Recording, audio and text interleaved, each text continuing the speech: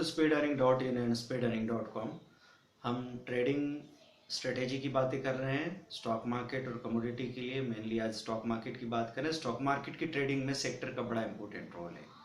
और जगह सेक्टर्स के बारे में ज़्यादा बात नहीं की जा सकती, लेकिन हमारी ट्रेडिंग में सेक्टर्स पे हम लोग काफ़ी जोर देते हैं।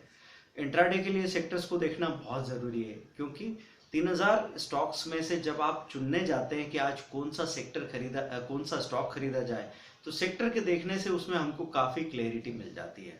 तो सुबह आप एक बार 9:30-10 बजे के आसपास सेक्टर देख के अगर खरीदी करते हैं तो 11-11:30 तक आप एक सही जगह खड़े हो सकते हैं। कई बार तो ऐसा बाजार गिर रहा है, लेकिन मजबूत सेक्टर में होने की वजह से आपके शेयर का स्टॉप लॉस नहीं टूटेगा।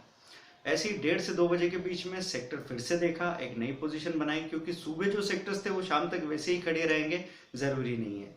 तो इंट्राडे के लिए तो सेक्टर्स का रोल है ही, लेकिन लॉन्ग टर्म में और भी ज्यादा है, क्योंकि लॉन्ग टर्म में अगर आपने सेक्टर का सिलेक्शन सही तरीके से किया तो आप कई गुना ज्यादा पैसा बना सकते हैं। और अगर ये सेक्टर का सिलेक्शन लापरवाही से गलत हो गया तो आपका पैसा बर्बाद भी हो सकता है। मतलब ऐसा जरूरी नहीं है कि बाजार जब अपने नए नए हाई बनाएगा, सेंसेक्स निफ्टी अपना ऑल टाइम हाई छुएंगे, तब हर सेक्टर हर शेयर ऊपर जाएगा। 21,000 के लेवल पे इन्फोसिस ने अपने लो बनाए थे। टाटा मोटर, हीरो होंडा की भी यही हालत थी, फार्मा कंपनीज की भी यही हालत थी।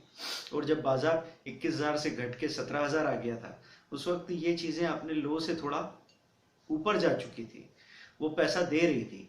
तो सेक्टर्स को जानना, सेक्टर शिफ्ट की घटना को जानना जरूरी होता है। इसके लिए BSEindia.com पे जाके आप सेक्टर स्टडी कर सकते हैं, ये तो हमने पहले भी जिक्र किया है। लेकिन आज हम बात कर रहे हैं profit.ndtv.com की। तो गूगल सर्च बॉक्स में आप लिखिए इंडाइसेस वॉच करके, और वहां पे आपको सीधा वो सेक्टर वाले पेज पे छोड़ देंगे। सेक्टर वाले पेज पे आप जाते हैं तो इंट्राडे बताया जा रहा है कि ये सेक्टर प्लस है, ये माइनस है, इसके इतने शेयर ग्रीन में प्लस है, इतने माइनस में, एक स्केल पे बताया हुआ है। तो ग्राफिकली जानना बड़ा आसान होता है कि आज सबसे ज्यादा स्ट्रॉन्ग सेक्टर कौन सा है। कभी कभी वेटेज की वजह से कोई एक ऐसा blue chip heavy weight share plus में है तो सेक्टर प्लस में नजर आने लगता है। लेकिन ये पॉसिबिलिटी है कि उस सेक्टर में अगर उसके इंडेक्स में 13 शेयर है, उसमें से 3 ही प्लस है, 10 माइनस है, उसके बावजूद वो प्लस में क्यों दिख रहा है? क्योंकि एक हेवी वेट शेयर प्लस में, जैसे रिलायंस का वेटेज बहुत ज़्यादा है इंडेक्स में, दूसरी कंपनीज हैं उनके वेटेज, SBI का वेटेज बहुत ज़्यादा है। तो वेटेज देख के भी फर्क पड़ता है कि कौन सा शेयर ज़्यादा प्लस है, तो इंडेक्स को कितना सपोर्ट मिल रहा है। तो आप सेक्टर को वहाँ पे देखेंगे। अब वहाँ पे चार्ट्स दे रखे हैं, 1 week, 1 month, 1 year, 3 year, 5 year, 5 year का चार्ट आपने देखा तो आपको साफ साफ पता लगेगा कि कौन कौन से सेक्टर ऐसे हैं जो पिछले 5 सालों से अभी बॉटम में पड़े। अब उनके शेयर्स को आप देखने गए, उनके शेयर्स की म्यूचुअल फंड होल्डिंग चेक की, तो कुछ में तो म्यूचुअल फंड होल्डिंग बिल्कुल गायब हो रही है, कुछ ऐसे हैं जो बार बार लो तोड़ रहे हैं लेकिन म्यूचुअल फंड होल्डिंग बढ़ती चली जा रही है। फिर उनके फंडामेंटल को चेक किया तो सेक्टर के दबाव की वजह से वो अभी नीचे है, लेकिन जब भी चलेंगे अच्छा खासा चलेंगे। तो ऐसे में अगर लो बनाने वाले शेयर्स को आपने पकड़ा, ध्यान रखिए 1.5 से 2 सालों तक वो और आधे हो जाएंगे। वो ऐसे ऐसे लो दिखाएंगे जो अगर इकट्ठा आपने खरीद लिया तो बर्दाश्त नहीं कर पाएंगे। इसलिए आपका काम कैसा होगा? Systematic investment.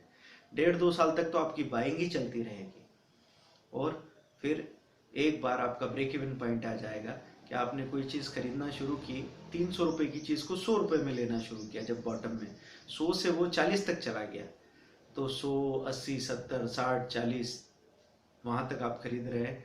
आपका एवरेज कोई 60-70 का है। जैसे ही ये 70 पे आया, ब्रेक इवन पॉइंट आ गया, उसके बाद ये भागना शुरू करेगा, तो जाके 300 भी तोड़ेगा, 400 भी तोड़ेगा, और आपका पैसा 5 से 6 गुना हो चुका होगा। लेकिन पहले जो बात हमने समझाई उसको समझना बहुत जरूरी है। इसके साथ ही जो सेक्टर अभी भाग रहे हैं उनमें भी आपको अपना पोजीशन बना के रखना होता है अगले 1.5 साल के लिए। जब तक तेजी चलेगी, जो हाई की करीब है वो नए नए हाई बनाता रहेगा, तो आप उससे किनारा करके खड़े नहीं हो सकते। तो यहाँ पे जाके सेक्टर्स की पूरी स्टडी कीजिए, आपको पूरा पिक्चर समझ में आएगा। लेकिन इन्वेस्टमेंट को ट्रेडिंग से कंफ्यूज मत करना। ट्रेडिंग का डिसीजन इन्वेस्टमेंट के डिसीजन का उल्टा हो सकता है। तो ट्रेडिंग में हम अगले 1.5 साल तक जो हाई पे है उनमें फायदा उठाएंगे, इन्वेस्टमेंट में जो हाई पे है उनमें फायदा तो उठाएंगे, लेकिन उनको धीरे धीरे छोड़ देंगे, वो रिस्की है। और जो बॉटम में है वो 2 साल तक हमको नुकसान देंगे, उसके बाद हमको फायदा देना शुरू करेंगे, तो फायदा बहुत बड़ा हो सकता है। तो ऐसी प्लानिंग आपको करने की जरूरत होगी। जाके एक एक सेक्टर का 5-5 साल का 10-10 साल का मैक्सिमम चार्ट जो अवेलेबल है उसको देखिए, और ये कैलकुलेट कीजिए उसमें से 2-2 शेयर चुन के कि अगर उसमें पैसा लगाया होता तो आपका पैसा भी कितना होता। डाइवर्सिफिकेशन को भी समझिए कि चारों सेक्टर का एक कॉम्बिनेशन बना के किस में कितना पैसा डालते, टोटल पैसा कितना लगता। 2 सेक्टर गिर रहे हैं, 2 सेक्टर बढ़ रहे हैं, तो भी आपका पैसा सुरक्षित है। अगर ये चीज़ आप जान पाए तो बाजार के लिए आपका डर काफ़ी कम हो जाएगा। ट्रेनिंग में आगे हम डिटेल बातें करेंगे। Thank you very much, bye.